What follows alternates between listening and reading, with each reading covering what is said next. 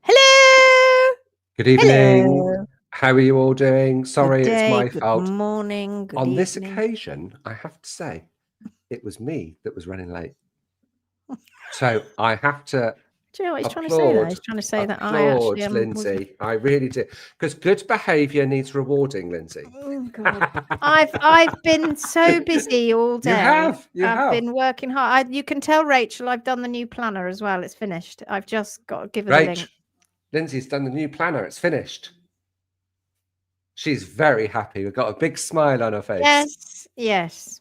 She's probably fainting now, I should think. I think she went, hallelujah. I've been busy. I know. It's so busy. It is very busy at the moment. It's crazy. It's very busy for us at the moment, everyone, because we are onboarding all our new students. We are. For the October intake, because we have 3 intakes a year. We have March, July, and October, and we're beating them back with a stick at the moment.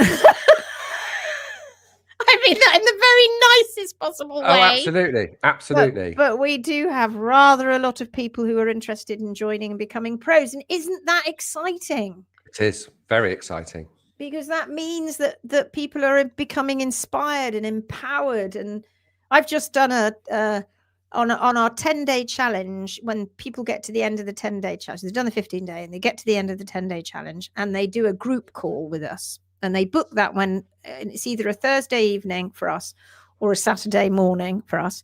And there were 3 lovely ladies on there, 2 from America and 1 from Sweden, and they all always have similar stories. They didn't know. They are waking up to what they didn't know. And one lady said she'd never really had a lot of problems with her horses. And then one day she had her mare who went sound into the stable and came out completely crippled after the trimmer, because the trimmer just took the toe off and it crippled her straight away. So everybody's got a story about this kind of stuff, and people are getting inspired. So it's very, very exciting. We've got all these new students. Do you know something, Gary? That means that we are close to 100, getting closer to 100. I think we're in the 90s. I think it's high 90s. Is it? Oh my God. We're going to have to celebrate. High 90s. In 3 years, we have got nearly 100. Well, we will, I reckon, definitely by March next year, over 100 HMB Pro stroke students.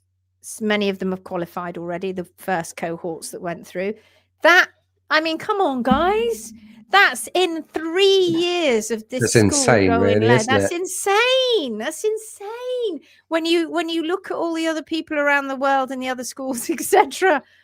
Not that I'm saying anything about that, but the point is we are doing super, super amazingly well because we put ourselves out, Gary. We go and see people around the world. People have got problems and we're helping them, and then they get inspired. It's great, but I have to say, and the students are amazing. They are all amazing. But I had black hair when we started. That was just creating it. That's not the students. That's nothing to do with the students. Oh God! It was us getting together, creating. My wife I blame my wife. 1, she had a health scare, and 2, we moved to France, and then we created the school. yeah, that's it. That was it. That was it. Oh my God! I remember those early days. Sorry, we're just going to reminisce a little bit now. We are. I remember the early days here. We talked about it many times over the years, and I always, even before you moved to France. Oh yeah, I always balked against it and went no. Teaching owners on workshops is where it is for me. I love that, and that still is a massive love of mine. I love that. I love putting on these 3-day workshops and watching the light bulb bing, bing, bing, bing, going off as we take people through a journey of the 3 days. I love that.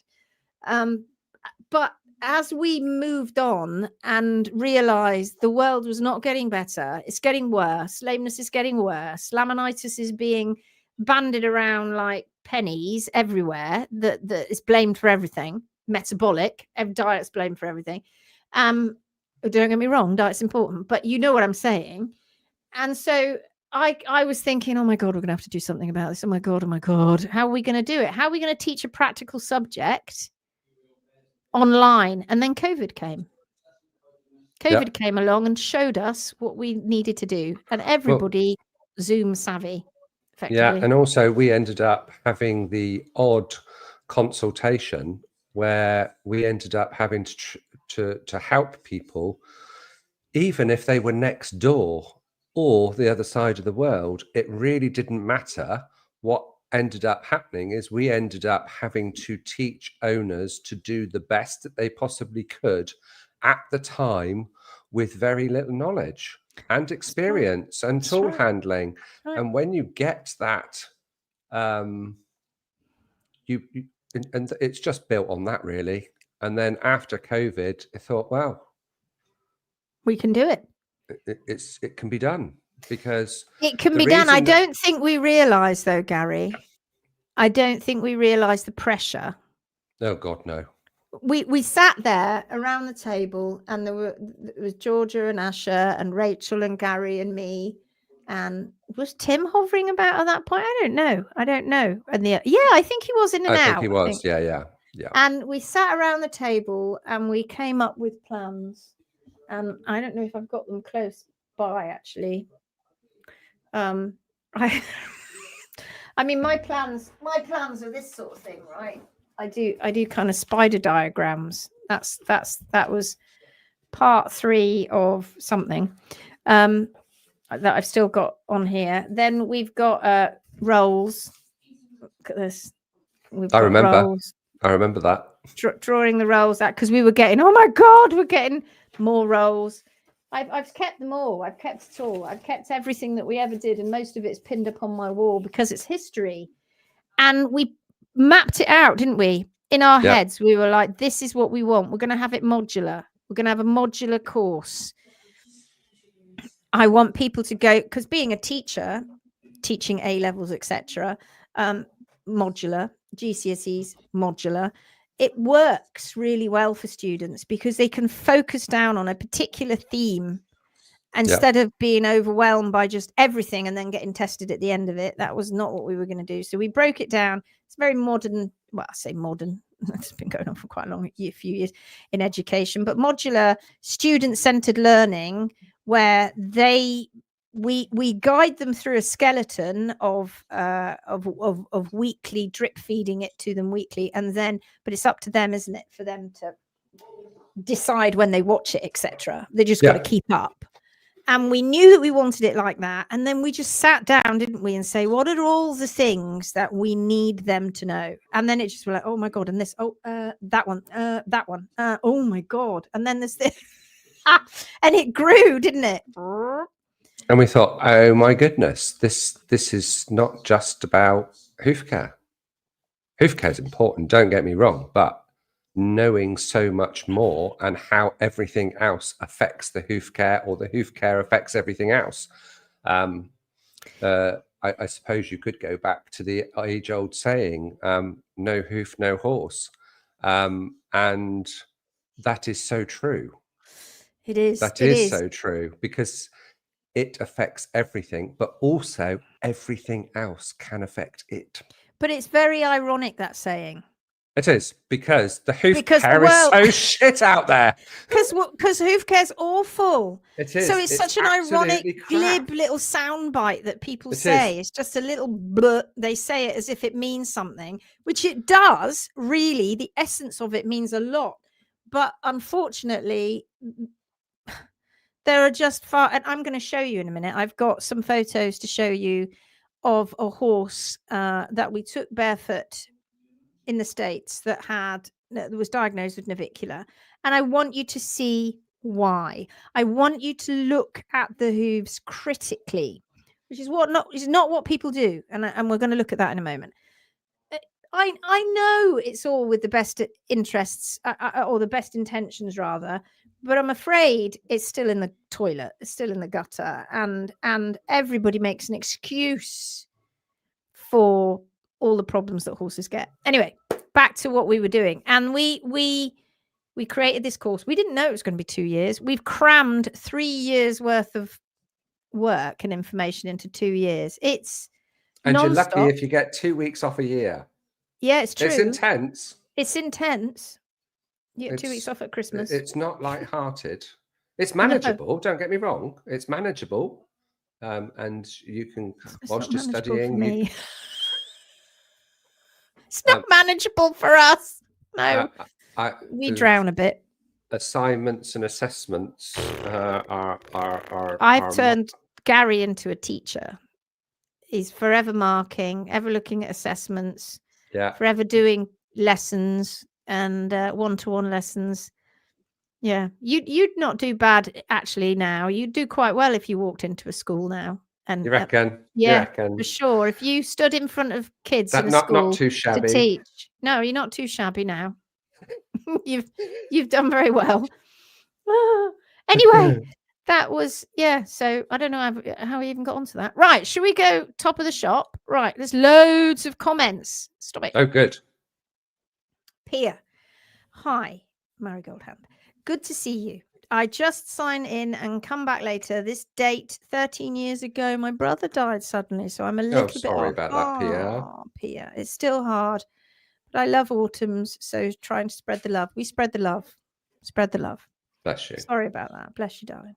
Uta, can't wait for it. See you all. These are ages ago they left. This is like hours ago. Rona. Hi, Lindsay. Hi, Rona. Heather says, hi, everyone. Think of you, Pia. I just recently lost my mum, so also feeling a little strange. Oh, sorry, Heather. We're all a big family here. We'll love you. Give lots of big hugs. Dawn says, good evening, everyone. Hi, Dawn. Susie's here. Hello, everyone. Susan Shine. Susie says, just received my small carbide bits worker bits for my Dremel. Great. Are we celebrating that? Congratulations. Goes to see if that helps these rock hard bars. No rain here for it. Oh, I get what you're saying. Be careful, though. It's okay, but just don't go too deep. But then equally, don't leave too much. There's balance. It's balance. It's all about balance. Swark bits. Whatever. Rona says, hi, everyone. Kay's here with her lovely hearts. I'm awake. It's 4:40 a.m. now. Stop it. Stop it. Go to sleep. I was awake at 5 o'clock this morning and I didn't go back to sleep.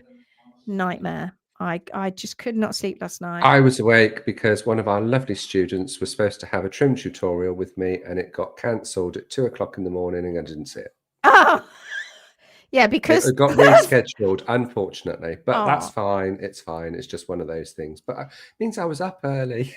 It does mean you're up early. One of the things that happens now is because we've taken on people, we never knew how this was ever going to work, but we just go through it and it's just an organic, dynamic kind of evolving thing.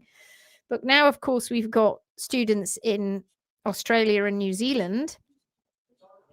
We find ourselves either doing calls at 6 o'clock in the morning or at midnight. You did one. Well, you were going to do one at 6 this morning. I did one at midnight the other night. And it's fine. It's very weird, though. I was sort of sat here with my moo-moo on because it was a bit cold. And I'm all like this. And she's going, you're right. You're going to have to explain a moo-moo because a lot of people won't know what a moo-moo is. My moo-moo is It's basically a massive snuggle jumper is what it is. Massive snuggle jumper, fleecy jumper thing. Yeah. And it comes out in the winter. I've missed my moo-moo all summer. So go back to sleep, Rona. Good evening from Sweden, says Camilla. Good evening. Pierce says, Heather, my comfort zone is 1980s music, heavy metal. We go. Meatloaf. I love Meatloaf. Not that that's that heavy, really, is it? So proud of me remembering the lyrics while don't know why I was doing 5 minutes ago. Sad for your loss. It's so freaking hard. It is. It is. Lots of lovely thoughts and things coming out.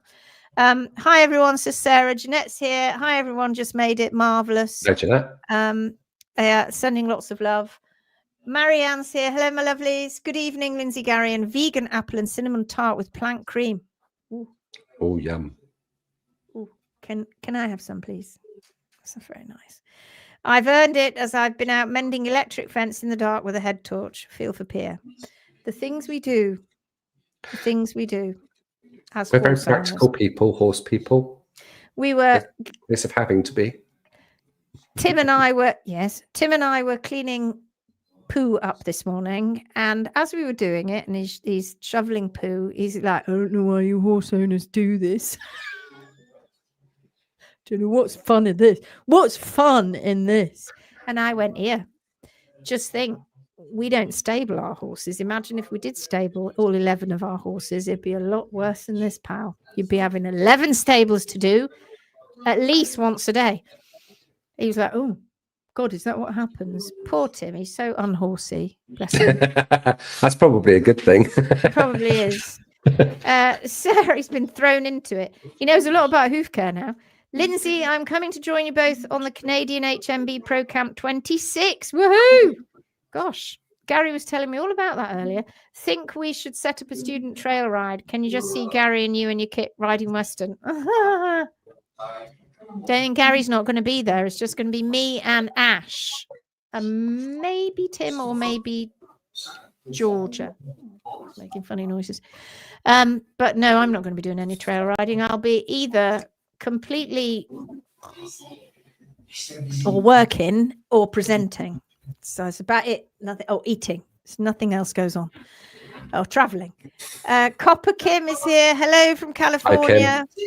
I think I share more with you than my close family. I feel in love with this. Oh, bless you, darling. Bless you, my lovely. Becky says, hi, everyone. Blossom Rock Ranch says, howdy. Ellen is here. Hi, all. Pia says, hit the like button. And the subscribe. Wherever it is. I don't know. Hit it. I don't know either. I can't. I'm not watching on YouTube. Angie Medler says, hi. Sarah, that is so exciting. Looking forward to meeting you. Oh, yes. You see, you're going to meet and Shannon from Canada is going to come into the UK. Yeah. Coming to the UK. Crossing over all over the place. We spoke to a lady in Australia who's thinking of doing it, and she wants to come to the UK. We didn't know how it would pan out. We give you the option of the courses closer to your country. But yeah, it's lovely. People are coming in from everywhere. Copper Kim smashed it. Yes. Sarah says, I'm beyond excited. I have family there too, so we'll be a reunion also. How lovely. This is very lovely. Hello, Lindsay. It's good to see you. Hi, Lindsay. Dee's here. Hello, everyone. Hi, Dee. Tammy's here. Hello, everyone. Hello. Blossom says we need more pros. Woohoo! Yes, it's happening. We're spreading across the states. We need more Gary and Lindsay's too. Yeah, we do. We're working hard. We're working hard. There's some shining lights coming through. There really is. There really are. Yes, we've got people who are going to take over from us. You won't see us one day. We'll be gone. We'll be gone. Living on my island. Yeah. Island, miles away from everybody. Miles away from anyone. And nobody. Not that we don't love everybody. No, I don't love everyone. I love everyone. Just like a bit of space. But sometimes I live in the middle of nowhere. Gary and I live in the middle of nowhere, really. Well, it's not the middle of nowhere, but it's in the country. But we don't feel like we have any space most of the time. We feel like, come on. It's very oppressive what we do. But then very amazing all at the same time. It's very weird. It is. Carrie says hi from Canada. Hello. Hi, Sandra's Carrie. here from Czech. Hello, my darling. Hi, Sandra. Caroline Schillig's here from Portugal. It's hoofing, flipping marvelous. Next week. Oh, yes, we got some things lined up for you, Caroline. Well, all of you. How many sleeps we got? Thursday? No, is it Thursday, yes, Friday, Saturday, Sunday, Monday, Tuesday, Wednesday, Thursday? For us. It's only 7 more sleeps. Could be so much fun. Copper Kim, I have never noticed safari. I never noticed Safari and Vet World's hyperfixation obsession with the toes until learning here. It's like it's all they can see. Oh, completely. We had a situation only this week where one of our lovely students who's doing an incredible job with her little herd, she's got minis and donkeys, and they're doing so well. And she rescued this little boy and this little Shetland, and he had horrible feet. He was crippled, couldn't move. To the vets, they would probably think he had quite nice feet, but they were boxy and upright and unbalanced. imbalanced. And she sorted him out, and within a week he was walking better, and now he's absolutely fine. But he's got to grow out his wedge because he was rotated. He was imbalanced. Now he's growing out his wedge, so he's got a bit of a toe. And she had the vets round to look at her new donkey to give her some help with it, because unfortunately the new donkey had to be sedated because it was a rescue. She's working through that, doesn't have to sedate anymore, but at the time did. And these two vets eyeballed this Shetland from across and went, "Can you bring that Shetland to us, please?" She's like, "Well, I haven't asked you to come for him." And so she brought him over, and they were like, "Well, I don't like the look of his feet." And she went, he's rehabbing. It's very, very difficult when you're talking to people who haven't got the knowledge that you have. They think they have, but they really haven't. They haven't. They're nowhere near. No. He's rehabbing. And they're going, "No, well, we'd like to see him walk." She went, "He's totally sound." And so she walked him, and they were like, and he wasn't tripping, and he was trotting around, and he was all completely fine and sparky and bright. And so she explained it to them, and they kind of backed off a little bit. And then they watched her trim the donkey. And then they were sort of like, "Oh, well, that's quite a good trim." And she sort of went, what do you kind of gauge a good trim as then? "Oh, well, it looks nice." There lies a bit of a problem. Anyway, they moaned a little bit more about his feet and trundled off. And then this week she had to have the vet, a vet from the same practice, different vet, same practice, but different vet, come out because she was just a little bit worried about one of her little ponies having a little bit of tummy ache. And I can hear the telly for some reason. I'll mute myself. And so he's going to tell them to turn it down now. They won't be impressed.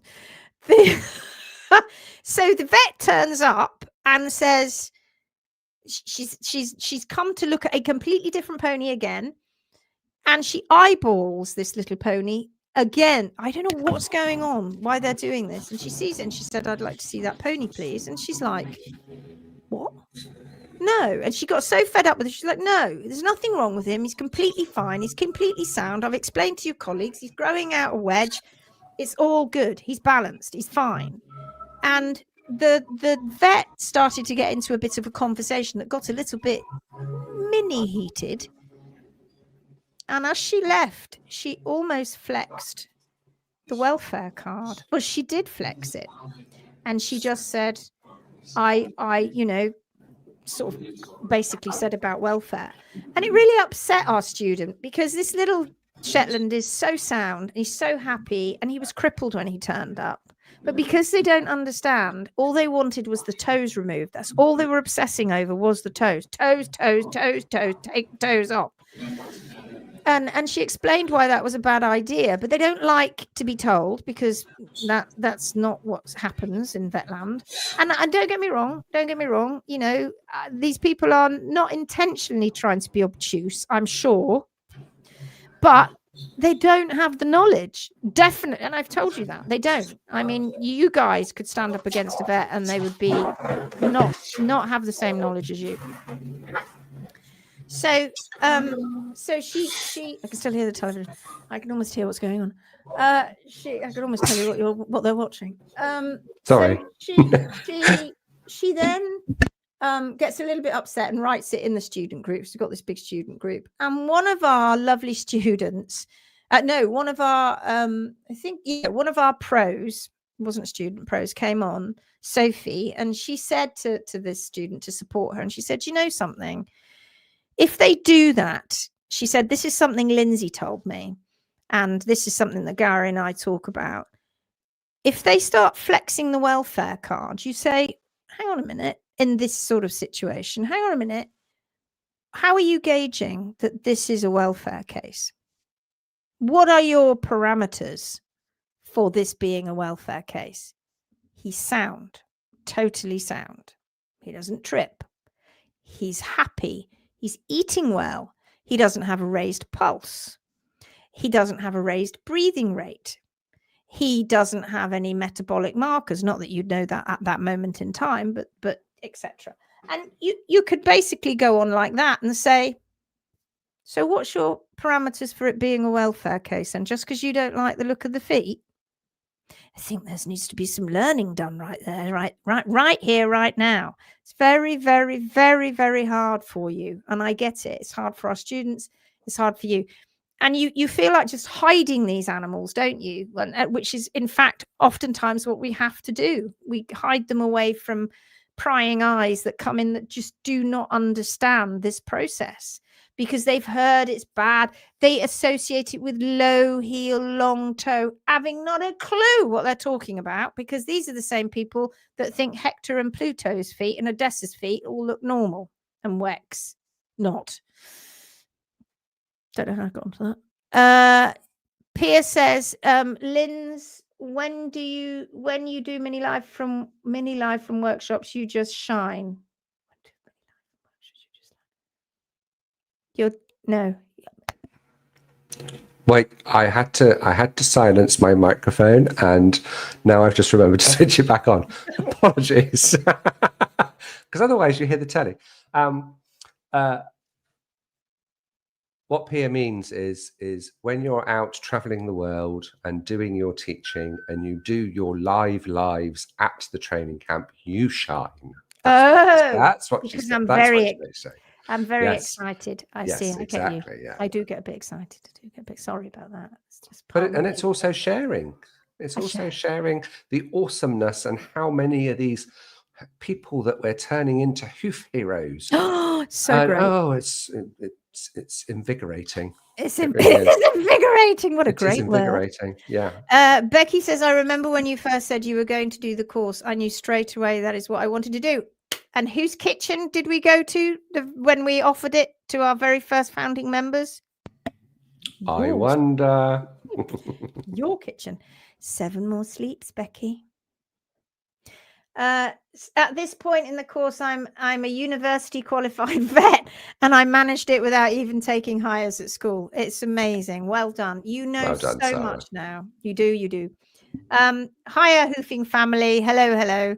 Sandra says, it's a great course. I never thought I would love studying. Oh, that's lovely. One of our students said, I hate science at school. Hated science. In fact, a few have said this, but she was the first. I hated science. I hated it. If my science teacher had only talked about horses, I'd have loved it. I love what you're teaching me in science now. I love it. I hated it when I was at school. Carrie says, I'm interested in understanding more about the white line and nature's horseshoes, and that the white line is actually the water line. Could you talk about the water line and the white line? Yes. It's confusing. It's confusing, and I might have to find a little picture. You start talking about it, Gary, and I will find a photograph. So working from the outside of the hoof in, so you have the outer hoof wall and you have an inner hoof wall, which is also called the waterline. Okay. So the hoof wall itself is made up of 2 parts, and it graduates to one another. So the outer hoof wall is really the harder outer shell that's more brittle, and the horn tubules are many. As you work towards the waterline, the horn tubules get slightly bigger. There's more moisture content, which makes them stronger and more flexible. So everything on the outer hoof wall is really there to protect everything that's on the inside. So if things are chipping away and rounding off and all of that on the outside, that as long as it stays on the outside, it's doing its job. Right. It's doing its job. And then the waterline is usually white, depending on, there's a slight change if there's a different pigmentation, but generally speaking, it is white. So this would be the white bit that you can see. And the bit that is purple would be your white line. It is not white. In this photo, it's purple. And when it's nicely connected, it is actually like a creamy golden color, but it also can be dirt colored if there is a level of separation. Or you're just not down. Confused already? Yeah, confused.com. Confused already? Okay, so go through it again. I'll mark it with my little jobby and my little crosshair. I don't know why it's turned into a pink crosshair. And you say which bits we've got here. Okay, so you got the outer bit there. So and including the red bit, I would say, is your outer hoof wall. And then in between the pen marks is your waterline. So that is nature's horseshoe. So, but even though we call it nature's horseshoe, in a healthy foot, it is not flat like a horseshoe. It is not, because we're following Mother Nature's constants and using these clever, strong arches that are there. Obviously, in a shod hoof, that is not the case. And then we go into active and passive wear points and all of those things. Pillars of support. I'm digressing. I'm digressing. So then we go from the waterline into the white line, which is basically you have the lamella. So you have the dermal and epidermal lamella, which is the dermal lamella, which is nice and vascular. The epidermal lamella, which attaches itself to the inside of the hoof wall, grows down. And when it goes past the nail bed, so to speak, there are another set of papillae at the edge of P3, which actually turn that lamellae into a keratin type structure, because otherwise it would just bleed through. It finishes it off, so to speak, and then it carries on growing down to the ground. And that is the white line. So when it's healthy, it looks sort of like a creamy golden. When it's nice and tight and connected, it can be like a dirty, dusty color if there's a little bit of separation. Yes, and then of course, then you've got the sole. Then you've got the sole. Okay, so that was a good. Do you recognize the white line? I don't think that's proper. Waterline and outer hoof wall. So there you go. You've got it. Those are the different layers that you have. Those are in, and they are important structures. And you can't. What you must not never ever do is take. I mean, it's so dumb. Is to take this away. No matter whether you've got a stretched white line in there or not, you shouldn't take this pillar of support away, because the rest of the foot will know about it, and that will cause huge problems inside the foot. This is what we know, that if you start imbalancing the foot, growth rates, etc., you are going to get problems with the white line, which is the purple bit there, because that's the glue between the sole and the hoof wall, and that's the bit that will unfortunately give in this very hard capsule. Flexible, but hard. The key to healthy hooves, I would probably sum up in two things. Maintaining... I wish it would stop doing that when I'm doing stuff with my fingers. I can't don't do it for me. I've lost my train of thought now. I was so on it. The key to healthy hooves, I think you said. The key to healthy hooves is correct internal balance. That's priority number one. And then it's maintaining the waterline. If those two don't happen, you will have divergence. It will happen. It will. How can I be serious when I got balloons flying about? So funny. I don't even know how to switch it off. You have divergence. So looking at this foot here, this is a very typical thing. We do at all the workshops. We give a shod foot out. You take the shoe off. you measure the foot, you look at the foot, and then you take the shoe off, and then we trim it, and then you put the shoe back. And all you've done is followed the natural contours of the sole, trimmed down to the hard sole plane, and this is the result. And you can see, can't you, where the nail holes are? Look, there's great gaps here. So farriers can't leave this gap. They trim the foot flat, and that makes no sense for the natural foot. You begin right there causing problems. And the trim underneath the shoe is also a problem too. See, this shoe doesn't fit anymore, obviously. And it's it does quite amaze me and quite astound me how the world is so hyper focused on toe and long toe and lever forces. And yet, if you look at this horse's foot, I can tell you before it was trimmed, it was probably as long as that shoe, and then the shoe went on it.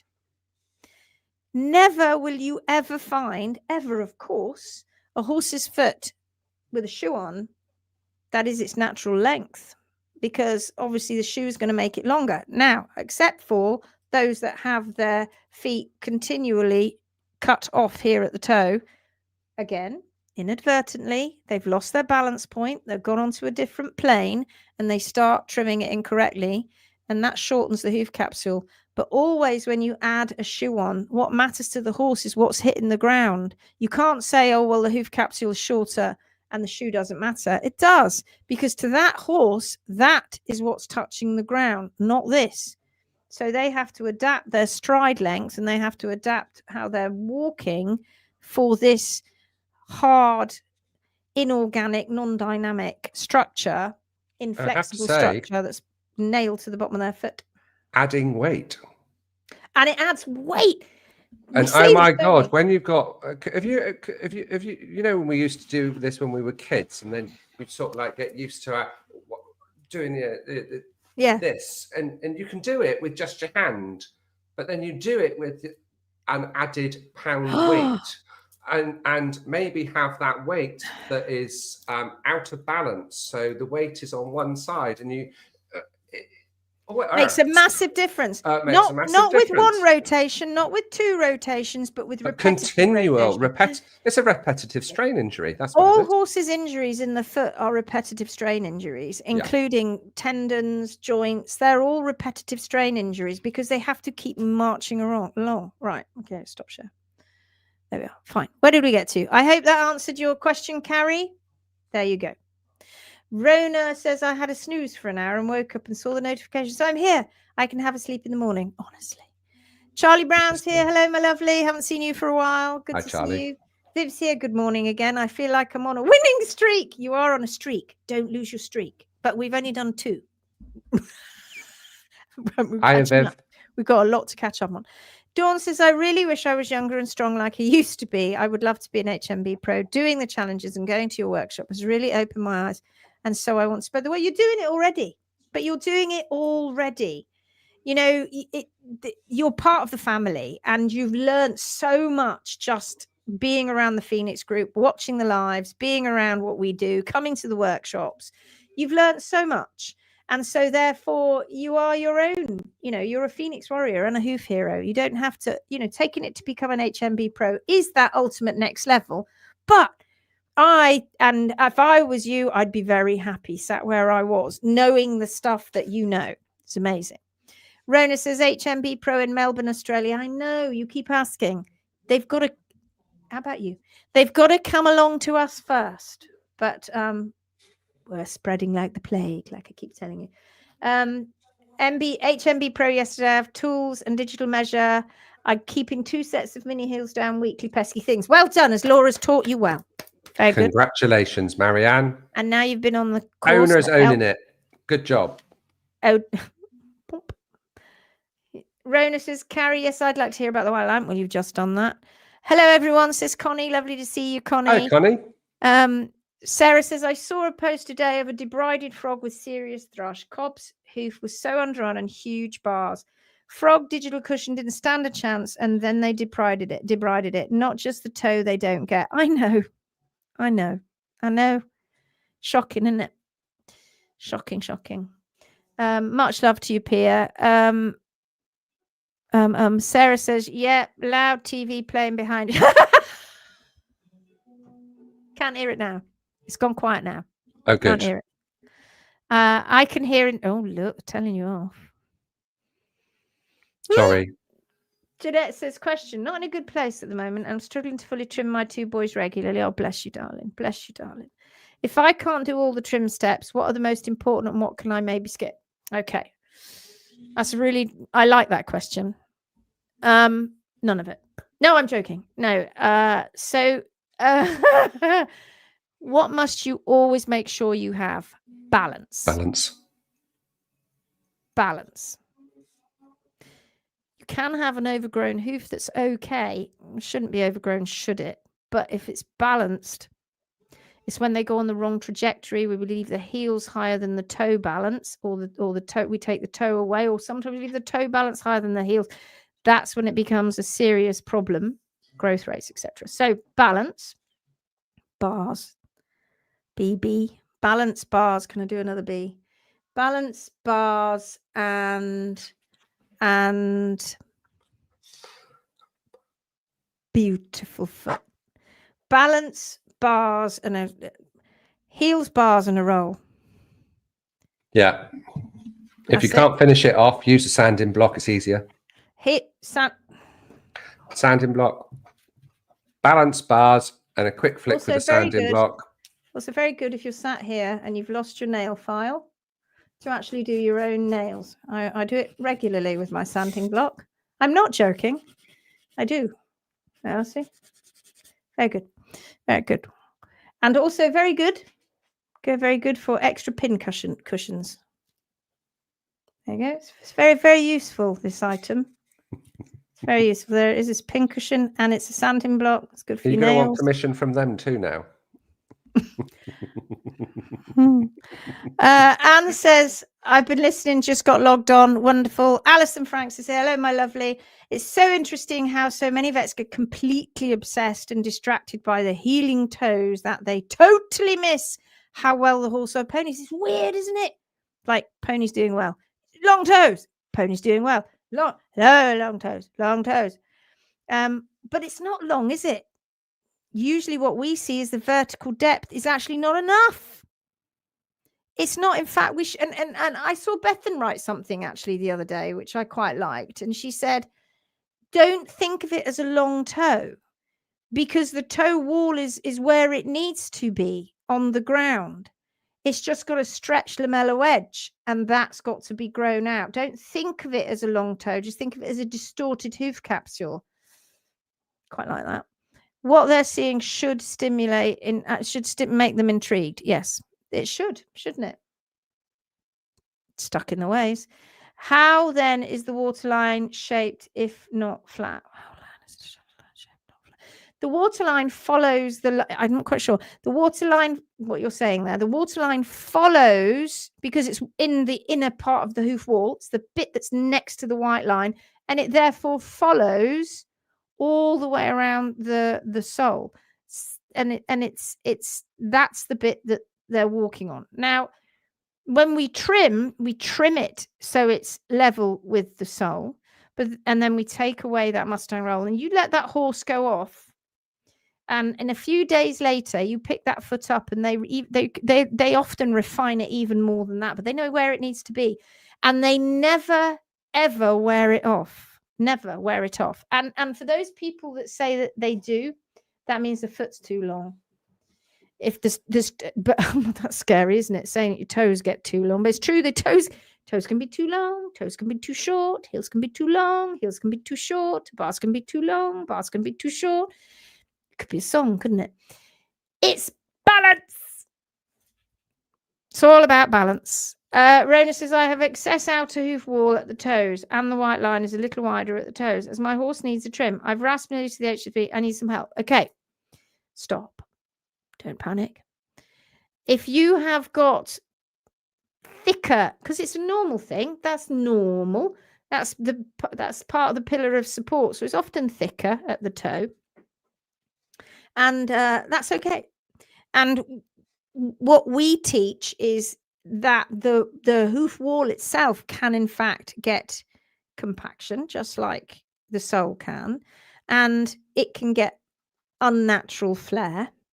And that's what you're sort of seeing at the toe. But if you don't ever address it like we do, it doesn't really matter as long as you bring that thickness of waterline back so it's the same thickness all the way around the foot. If you leave it too thick, you'll find that you'll have more to trim each time you come back because you're not getting quite on top of what you need to get on top of. But if you're very, very worried about it, you can always drop us a little message. Not if don't everybody do that. Don't rush. Please, my messages are literally bursting. You may not get a call, a response for 6 months, but I try my best. Sarah Lee, it's much better to actually message the public page because then Tim is very good at reading those messages and he will filter them through and he will beat me with a stick if I don't respond. Sarah says he means that when you trim a barefoot trim, the capsule isn't actually flat. If you follow the HSB to trim, it actually has a small, yes, it's arched. The whole foot isn't arched. I think what we may have caused here is a little bit of confusion. Because we have called it nature's horseshoe. Oh. So, and please correct me if I'm wrong. So the only reason that we call it nature's horseshoe is because it never wears away. It's so strong. We call it that because it's a strong, natural, replenishing structure. That's what we're doing. But we still follow the contours of the foot and the hard sole plane, and the waterline follows that too. So don't think of it as nature's horseshoe and it's flat because a man-made horseshoe is flat. That's not the case. The original horseshoe is not flat. It is curved and shaped to the sole. That's what Mother Nature created. And for good reason, because it imparts strength. If you think of your foot, you've got an arch. I know we're not comparing like for like, but if your foot has got an arch in it because it imparts strength when the foot goes down. It doesn't collapse. Because you mustn't have collapse, because as soon as you have collapse, that's a problem. So it imparts strength. So that's why it's got an arch in it. Anne says, I had my equine dentist to my boy yesterday, absolutely taken by my boy's journey with Nikki Sirra, HMBB Pro. Whoop, whoop. Thank you. So I had all the photographic evidence. I was urging we need vets on board. She's checking it out. Good, honestly. Excellent. Keep going on about it. Photographic evidence. They've never seen it. They've never seen anybody do sequential photographs and stand up there and go, no, this was a month ago. This was 6 months ago. This was a year ago. Look at the journey. And they're like that. This owner's taking photographs of the horse's feet. What's happening to the world? Why are they doing that? Why? It's fantastic. Carrie says, it's taken me time to get to the hard sole plane because my horses' hooves are dry. Their soles are compressed and must be affecting their proprioception. We are getting rain soon. Don't force it. Stick with it, because because as you come down to the bit that is hard, if that needs exfoliating, it can then, because you brought it down. So don't stress. When the wet weather comes, it will show you the true foot. I am still going to make 3-day happening in Finland. It slowed down when I asked around and no interest of help. Many wanted to join though, and Red to call me out. Yes. All we need is legs. We don't even need an equestrian centre. We just need a garage. Well, maybe a big garage, a warm garage, not a drafty one that's got doors. So actually, not a garage at all. Let's forget the garage. Village hall is good. Village hall would be much. That they don't mind us making a mess and then cleaning up. It's a bit of a smell. As long as it's got windows that can be aired very well, then normally people are very happy. Don't worry about you being the only one joining. That's not a problem. We can advertise it, and we never fail. Carrie says, once I get to the HSB and they are more hoof capsule balanced, will the HSP maintain less sole compaction if you trim regularly? And they're getting lots of movement. Lots of movement, lots of movement. It's about we're co-trimmers, aren't we? We're co-trimmers. We're looking at these feet. We're putting them back into natural balance, which means that the hoof mechanism can work more effectively. And then it's more of a maintenance trim than dealing with calluses and compaction and all of those things. That's what we're working towards. That's what the horse needs. Lisa says, good morning, Lindsay and Garry from a rainy, muddy New Zealand. So happy you're coming back in March. Yes! Hi, Lisa. People are already buying. It's fantastic. People are already getting ready to come along to New Zealand and Australia. I'm so excited. I'm so excited. I can't wait to come back. Carrie says, I'm surprised at how much sole can be on top of the HSP. Yes. And that's also a natural thing. Because the foot the foot is so clever. Don't ask me how it knows, but it knows. I'm guessing it knows because of pressure and feedback, of course. And the sole can get thicker as the harder ground comes along and the drier ground comes along. You know that because when the wet ground comes, it suddenly just all comes off. But that doesn't mean to say that it's not balanced thickness. That's still balanced. That's still the hard sole plane. I think people get very fixated thinking the hard sole plane should be a standard thickness all year round. Not necessarily. No. When that horse is doing, because what's it trying to do? It doesn't want to wear itself off, does it? So therefore it's going to protect itself, just like we do with calluses on our hands or our feet. If they get overwear, they will callus.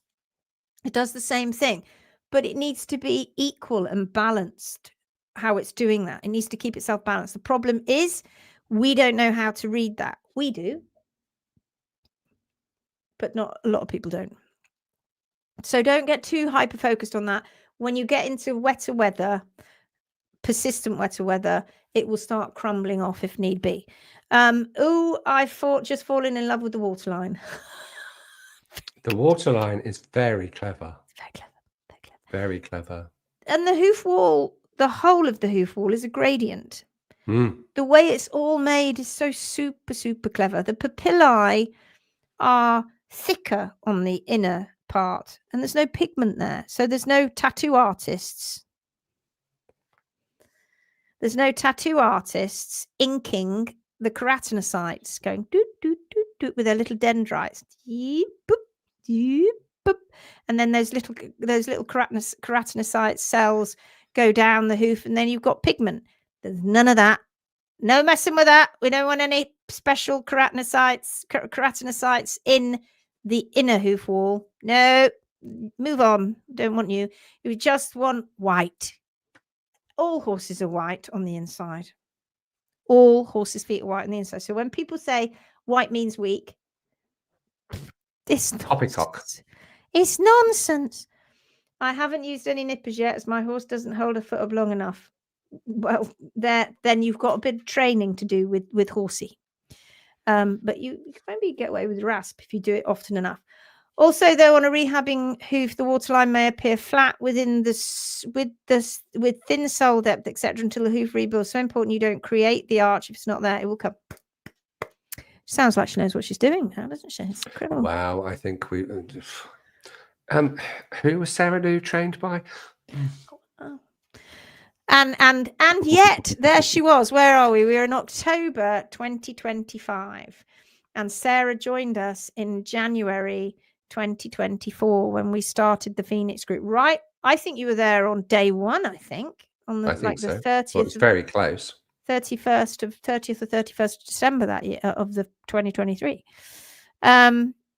Blossom says should be called the Wonderful Line. Oh, I like that. I like that. Compaction will hide the natural arch. It's beautiful to see once you get it right.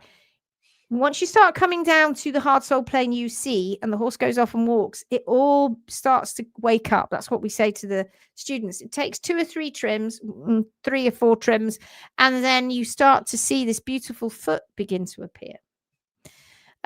Lisa says, Bobby has a hoof abscess at the moment. Oh, I'm sorry about that. I was wondering how long I should leave it, as I haven't touched it. Just letting it hopefully work its way out. How long is... Depends where it is. Depends if it's hovering around as a subsolar or it's going to pop out the back because it's bar or frog. You just got to keep that animal moving. I mean, don't force them to move. Just keep encouraged movement, and even though it's horrible, if they can hobble from hay to water, then that needs to be encouraged but not forced. Don't increase the stress by taking them away from their herd mates. No. Keep them with their herd mates. If they're super bad because it's just about to burst, you can take some hay to them. If they're lying down, they will cope. They and then when it bursts, it's the cleanest way for it to burst because it will disappear rather than digging a flipping great hole in the bottom of the foot, which can reinfect and usually does. My horse exfoliated her soles since I've been rasping. Very good. I've got most of the vase. You're doing so well. Excellent. Don't get stressed. You're doing very, very well. Carrie says, are you doing the Mustang 45 roll and the laminar wedge? Is the roll part right? Never on the wedge. It's on the outer hoof wall. No matter whether the outer hoof wall is going all the way around the wedge and is all the way out here or not. Let's see if I can find an example of that. Maybe this will help you. Find a biggie. Let's find a biggie. Hold on. Just hold on, callers. I'll be with you in a moment. Let's look at this one. Right. So, view entire full screen. Right. Let's look at this. This is a foot that shows you the wedge. There we go. Gary, recognize that? A bit more bar there, Gary. Yeah, there is a bit, isn't there? Yes.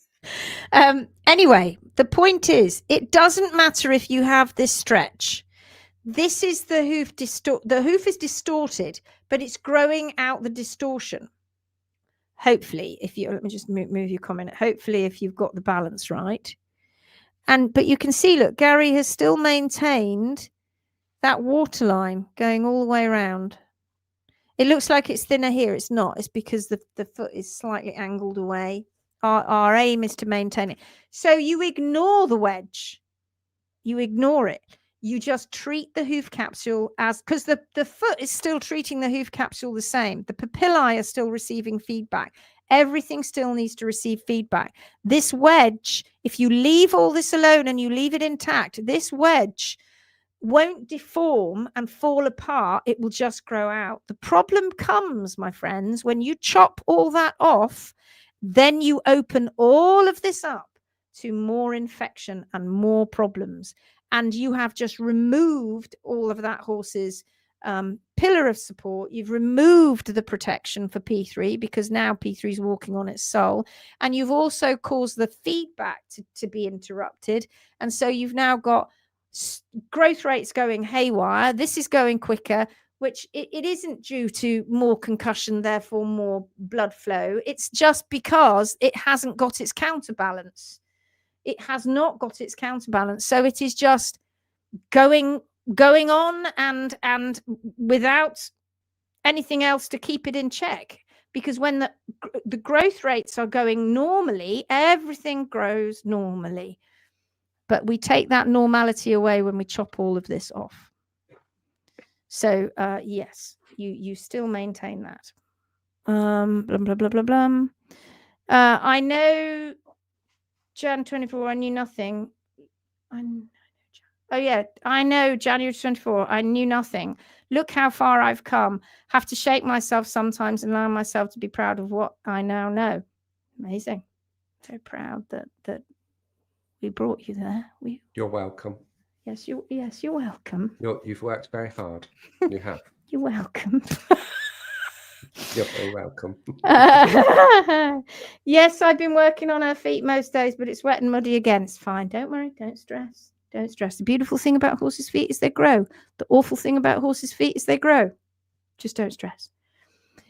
Taylor says, I'm finally getting better with my hoof knife and was able to truly experience the difference between compacted sole and live sole on my mule's rock hard hooves.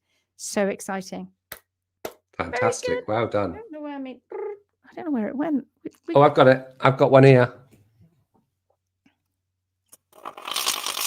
We've not had one of those for a while. We've not had one of those for a long time. Lisa says, should I give him Butte so he walks on it more? No, it won't make any difference. He is currently getting white willow bark powder, a natural anti-inflammatory, but I do have Buttes, I think, with less pain, more movement. No, it rarely makes any difference because there's pressure building up because of the amount of pus that's in there. It's not that it's because the Butte obviously is going to try and bring down inflammation, but it's not going to bring down that hoof capsule's not a lot of space in it. And so that's increasing the pressure. So the Butte doesn't really hit that. And neither will hoof boots either. That's one of the signs that you can tell whether your horse is abscessing or not, because if you put the hoof boot on and they're still lame, exactly the same, they're abscessing. Blossom says, no stress, keep smiling. Even if it's just a bit of hoof shavings each day, it all adds up. It does. Right, very quickly. I promised you I would show you a horse. We've already done an hour. We've already done an hour. Okay, very quickly as well, but I can save my rant till next week. Oh, you were going to have a rant, were you? I was going to have a little rant, yeah. Right, I want to show you. I've got videos as well, but I want to show you this lovely horse here, and he was. Oh God, come on, enter full screen. Right, this lovely horse. Here he is. There's this lovely boy. There he goes. There he is. Oh, look at him. And he's a sweetheart. Such a sweetheart. You know, those horses that just let you get on with it. And he was diagnosed with navicular. And he's only shod on his fronts. Again, trying to do their best, but they go... The only thing that a horse needs more than anything else is just a balanced hoof capsule. It doesn't need wedging. It doesn't need toe chopping. It doesn't need crap put in the bottom of its foot. It just wants a balanced hoof. That's all they want. If you don't have that, you are going to have strain and stress inside the foot. And navicular is not a disease that comes from navicular bones just being crappy and falling to pieces and just big or small or bipartite or tripartite. All is well in there as long as the foot is balanced. As soon as the foot goes out of balance, all hell breaks loose. So he was lame. Now look at his feet. Would you like to offer up some suggestions as why his back feet didn't look like this? But we mess with the fronts, don't we? Look at this. Look how contracted. This has got this horrible bend in the wall here. And these lateral cartilages are pushed up. I mean, when they push them up, all of this pushes up because they're all attached to the lateral cartilages. When we were talking about arches and we were talking about natural, passive and active wear patterns, this is a flat shoe. Not only that, look at the nails. Do you see how proud they are? Boop, boop, boop. And they're not even. That horse is walking on the part of its foot first when it hits down on a flat, hard ground. It hits these nail areas first, putting tremendous pressure through the capsule. The trim underneath the foot, the trim underneath the shoe isn't correct. You'll see in a minute. And so therefore that's out of balance. Then they stick the shoe on, and then just to make matters worse, they stick a wedge in. Now they think they're helping. They think this is great guns, great helping. Stick it on, horse looks great, and they disappear into the sunset. No, this is now going to cause, it's a repetitive strain injury. You might look good when it's first put on. Horsey might look even like for a little moment, might you think, oh, I fixed it. No, you have, because this foot's going to keep growing. You're not fixed it at all. What's going to happen now is this already out of balance foot is going to go even more out of balance. And then they're stuffing in all of this stuff, so you get no exfoliation, and it goes on, right? Let's move along. Right, so it's another photo of the same thing. This is the back of the foot.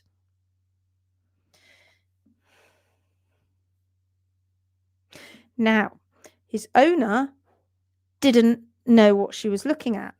Not her fault, is it?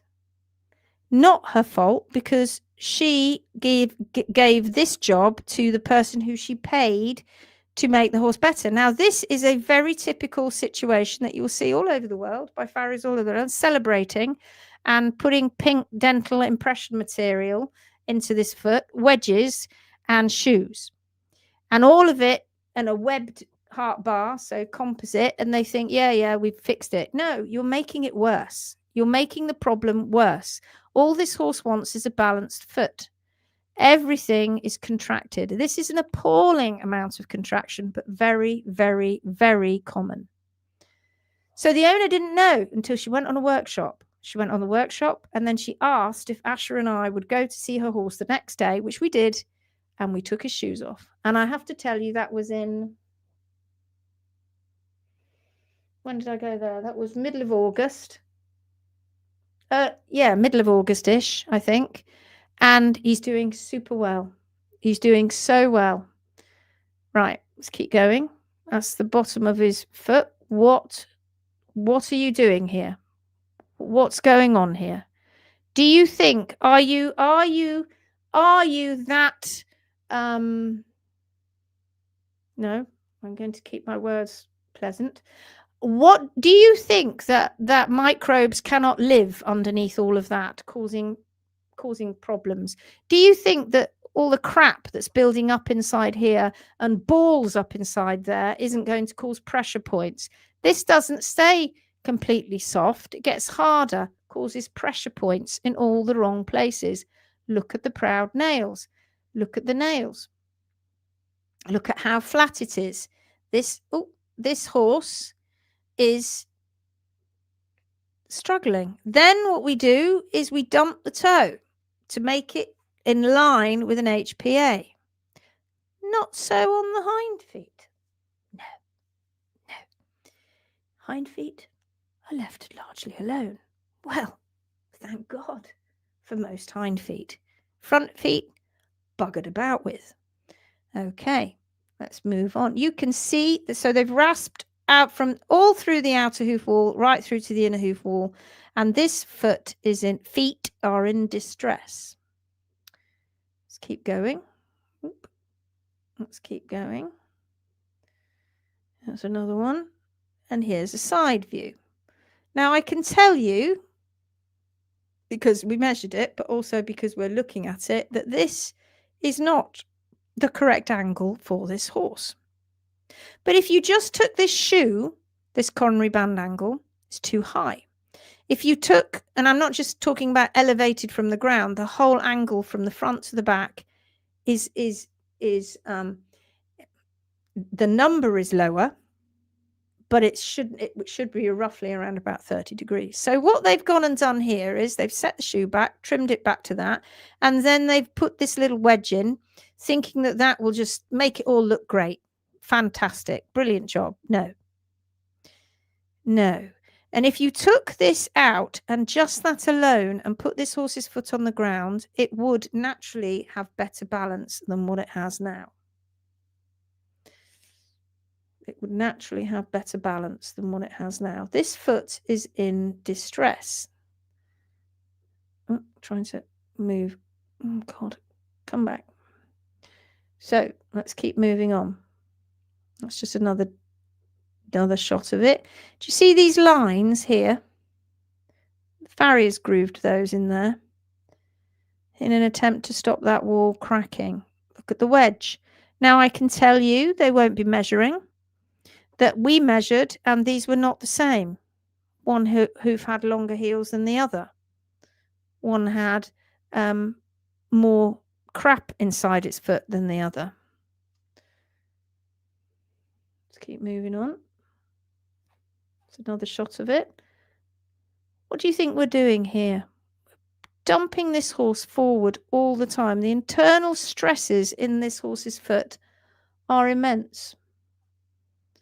Now that's a hind foot. That's not very in focus. Let's just go back. We've got more in focus ones, but immediately, look. Immediately you can see, there's even a little arch in there. Look at that. Immediately you can see this is a much more natural foot. Well, it's a hind foot, isn't it? Don't worry too much about that. And then we go back to that shocking horror. And the shocking horror of my stomach as well. By the looks of it. Keep going. That's better. Now look at these feet. If only he had been given front feet like his back feet. And they wonder why these horses have these problems. And then they chase them down the road, kicking the can down the road, making it worse. And all they have to do is come back to this, because you're being shown what you need to do. But if you ignore it and keep going and keep pushing at pathology, you're going to make it worse. Look at the difference in the coronary band angle. Look how low the heels are, not contracted. Look at that. Do you see? Completely different. And yet Mother Nature did not make all of these feet, front and the back, that different. She wasn't that random. She wasn't that random. There's the other one. Look at the little arch. There it is. All pretty good. Not bad at all. The roll leaves a little bit to desired, and he's chomped away at the flare there, but all in all, doesn't do very much with the hind feet. Look at the difference in that. Comfortable with his hinds. Look at that. Frog engaged, no contraction. Front feet should look like that too. Front feet should look like that too. There you go. We've got, this wasn't that long from the trim, but look how much bar material's left now. That indicates something to you. That tells you that under that dim material, there'll be bar left there as well. Look at that back foot. Now, people think the horse is standing on their bulbs. No, he's standing on horn. They're a little bit underrun because they need a trim, but they're standing on the horn, and then this loads. That is the foot. That is an ungulate's foot. That is how an ungulate works. The digital cushion needs space.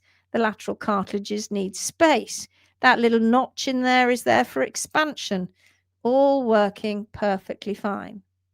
Perfectly fine until you get to that. Bloody monstrosity. There we are. Does that look like, that's my chaps there. Does that look like the back feet? No. No. And yet vets and farriers and other pros will tell you that this horse must have been susceptible for navicular. No.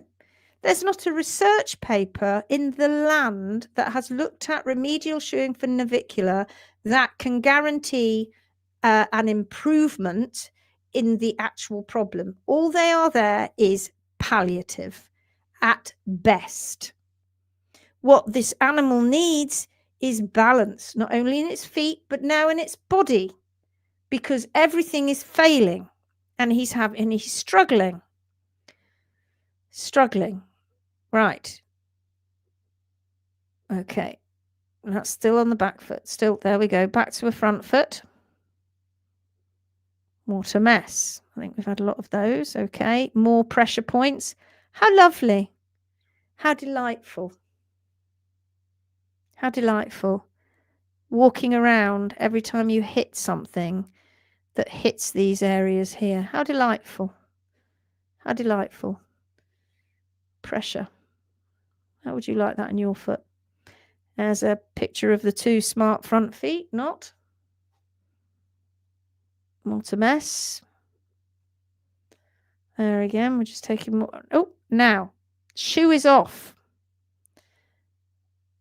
We've not done anything. We've just taken the shoe off. Those little marks you see are just because we rasped the heads off and pulled the shoe. Immediately, he's got a better coronary band angle. Immediately, just by taking those wedges out. So right there. What I think people don't understand, that with this particular foot that is wedged up, contracted at the back, and they're trying to fix a problem with the navicular bone. Now, the navicular bone, where is it? It's at the back of the foot. And why is it causing a problem? Because everything is squished up at the back. The shoe has caused the problem. The hoof care has caused the problem. Now, immediately that shoe is off. You're not far off, you know. Now, we've got to take into consideration, you know, we talk often about 30 mil being the top figure that you're looking for any horse. But when you have severe contraction like this and the hairline is like this, that number can be skewed until the horse's foot begins to relax. But immediately you can tell that when this horse puts his foot down, there's going to be movement back there. Finally, it's not locked in its prison. And does that look like a picture of health underneath all of that crap? And most owners don't even see this, because most owners are making a cup of tea or holding the horse or chatting away about something else. That right there is a mess. This has been over thinned, this wall here. And this quarter, he's into thinning the quarters. It's completely gone there. He's brought the toe right back. Not too bad, but bad enough. The nails are in the white line, as you can see, not the horn. That's just where they nail them in because it holds them harder. And then when you look here, this is all bar material. This is all, look at this.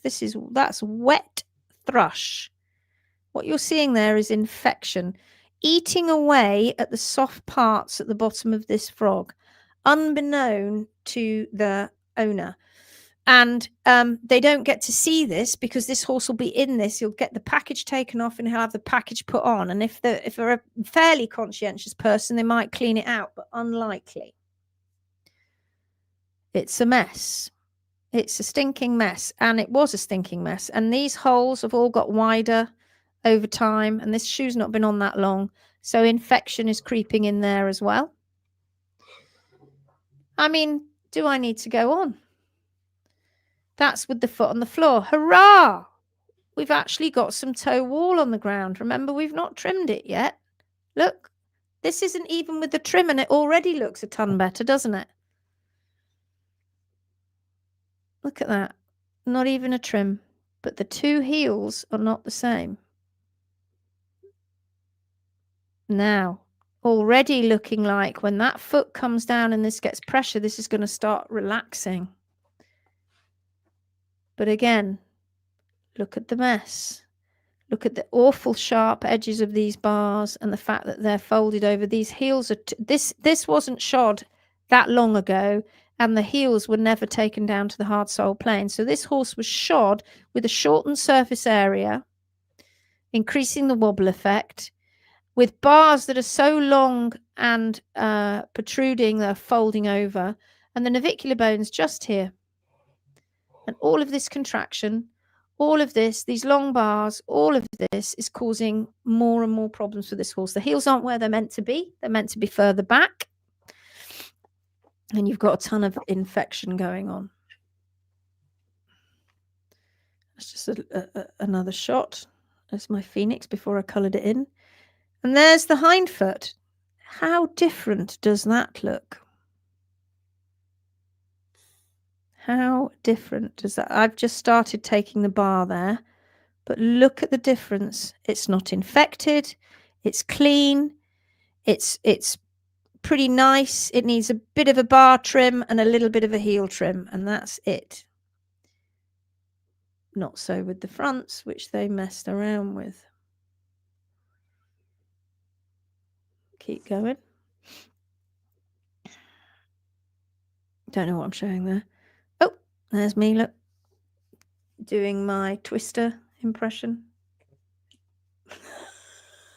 Playing the game Twister. I'm pretty good at Twister, actually. I'm pretty good at it because of the way that I'm forever twisting.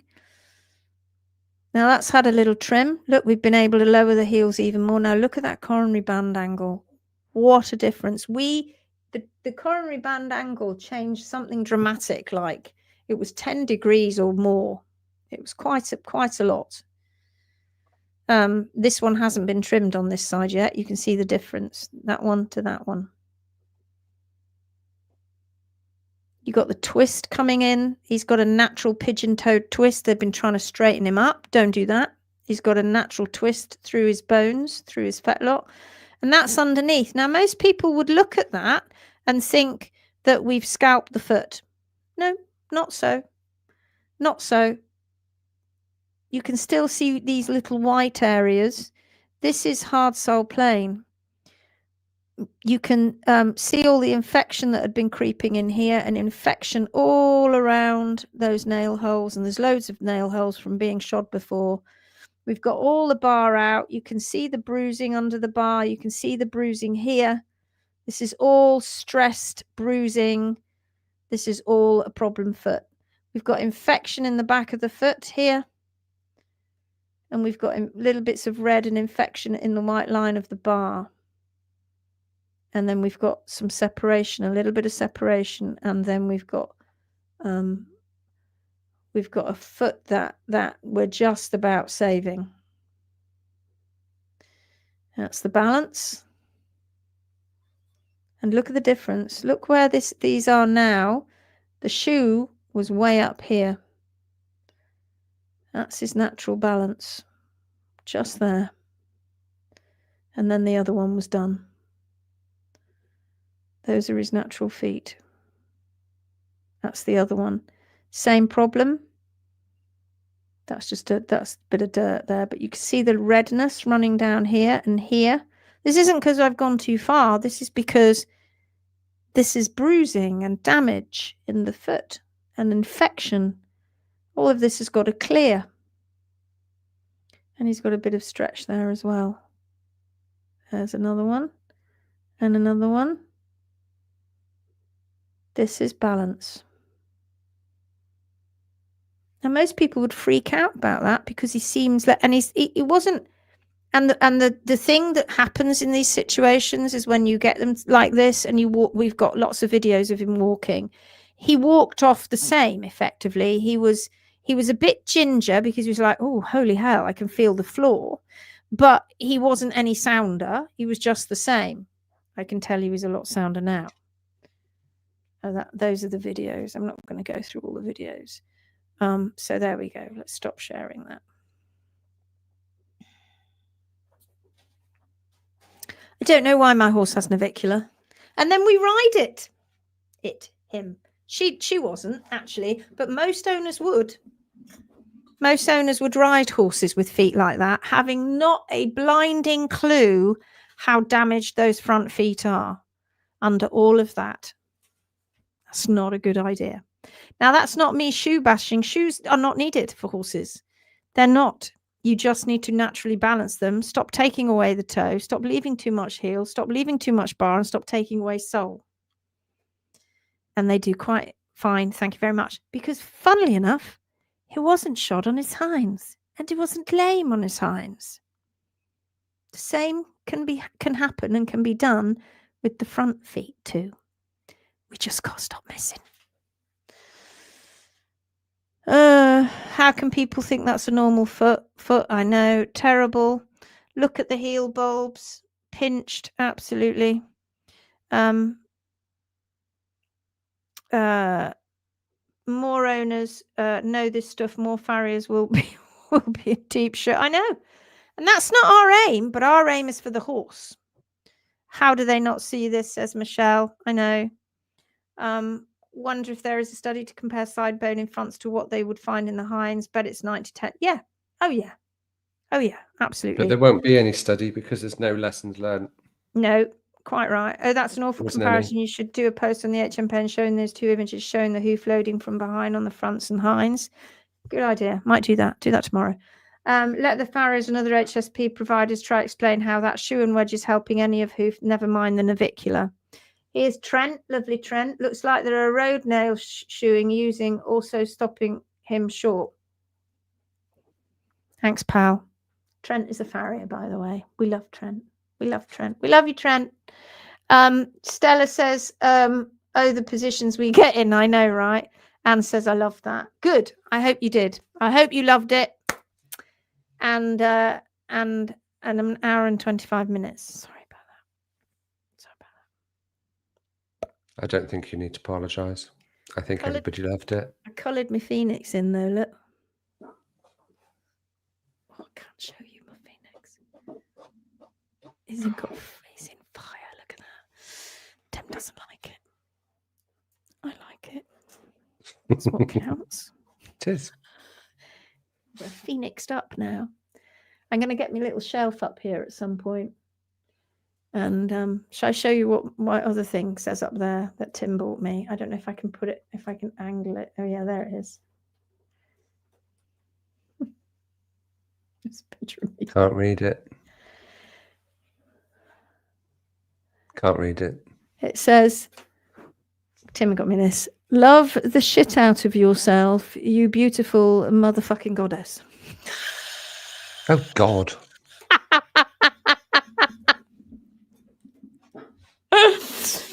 It's just a quote. He gave it back to me when he loved me.